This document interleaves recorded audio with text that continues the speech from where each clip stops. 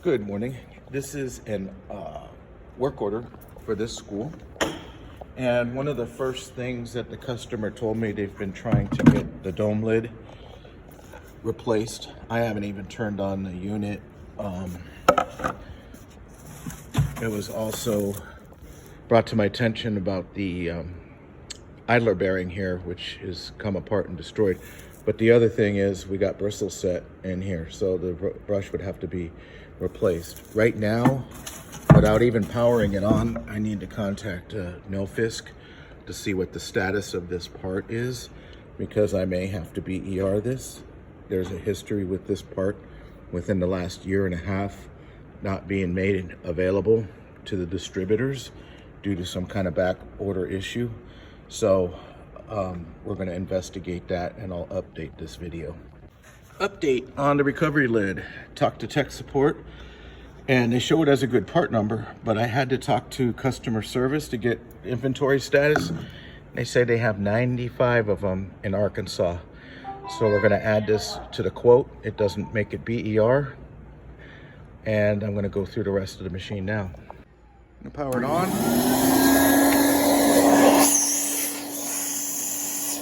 Good water lift.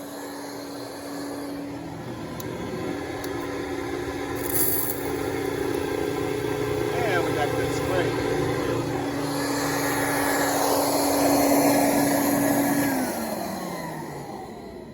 So the other issue was on the brush. I don't know if I covered this already, but we do need to get, we got bristle set. We confirmed that, and lots of deep corrosion, and they lost the bearing on that. So we're gonna get that brush. We're gonna tip this back. There was no filter, solution filter in the tank, unless it got to the very back, but I'm gonna get that on the quote. And boy, it's nice, decently cared for. And we do have another issue here with the brush pulley cover. We need to get that, and we're gonna go ahead and do bearing spindle. So with that said, looks like we can continue and finish this quote, depending on the if there is something with the recovery lid. I hope there was no problem with that phone call I had, but really I can't do anything that will make this have efficient water lift for this machine. Found no float cage and ball on this, and unless the customer does know where it's at, I don't see it in the tank, so we need that to protect our vac motor. I just installed a new bearing kit.